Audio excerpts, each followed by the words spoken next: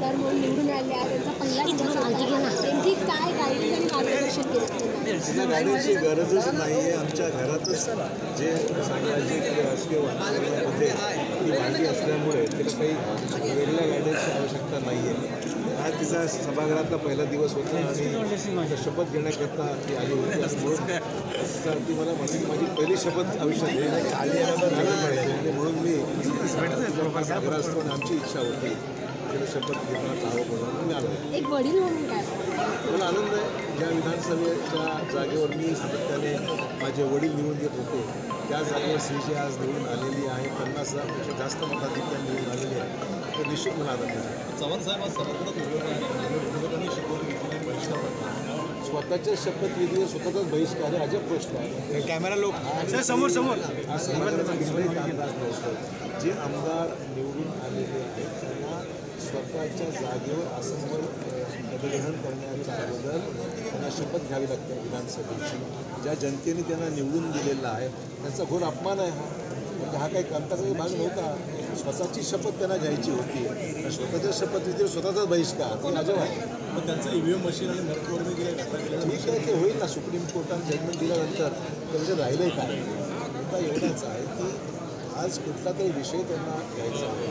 विधानसभेच्या अध्यक्षाची निवड परवा आहे. त्या अध्यक्ष निवडमध्ये का घेऊन कोणी येऊ शकत नाही. बहुमत आमच्याकडे आहे आणि त्यामुळे मग काहीतरी निमित्त पाहिजे होते म्हणून आज हा सगळा पदार्थ केलेला आहे. चव्हाण साहेब, अजित पवार यांना काल क्लीन चिट देण्यात आलेली आहे. विरोधक जे आहेत ते त्याच्यावर टीका करतायत. तो मुद्द्याचा भाग आहे. तो सत्तेत सहभागी झाले म्हणून त्यांना अशा पद्धतीने वारंवार त्यांच्यावरती आरोप केला जातो की सत्तेत सहभागी होतात आणि नंतर एखाद्या प्रकरणामध्ये त्यांना क्लीन चिट मिळते. जे वास्तव आहे सर, जुन्या पक्षातील सहकारी भेटले का तुम्हाला? मी आज नवनिर्वाचित मुख्यमंत्र्यांना भेटलो आणि त्यांना माझं पहिलंच पत्र खासदार या नात्याने मतदारसंघातल्या सुविधाच्या मतदारसंघातले जी काही पाणी पुरवठ्या संदर्भातले जे कामं आहेत ती महत्त्वाची आहेत ते पत्र मी त्यांना आज सुपूर्द केलं. मतदारसंघातल्या कामाविषयी शुभेच्छाही दिल्या. नंतर विधानसभेचे माजी अध्यक्ष नार्वेकर यांनासुद्धा पुढील कामकाजाकरता त्यांना पुन्हा अध्यक्ष होण्याकरता शुभेच्छा दिल्या. नांदेडचं उदाहरण दिलं जातं तिथे काँग्रेस जिंकली पण आमदार काँग्रेस किती जिंकली? 1200 मतांनी जिंकली आहे का जिंकणार समोर म्हणजे प्रत्येक माझ्या स्वतःच्या मतदारसंघामध्ये 39,000 मताची मताधिक्य दिलेलं आहे. त्यामुळे उमेदवारावर अवलंबून असतं बऱ्याचशा. त्यावेळेस भाजपच्या बाजूने एकंदरीत जनमत होतं. हे नांदेडच्या लोकसभेच्या पोटी दाखवून दिलं. सर, बहुतेक आमदारांनी संस्कृतमध्ये शपथ घेतली, काही नियोजन होतं का? मला सध्याची गरज नाही. जे चाललं बरं चाललं त्यांचं असंच चालत राहावं त्यांचं.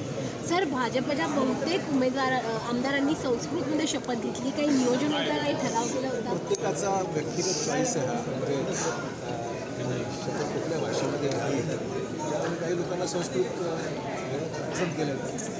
Thank you sir.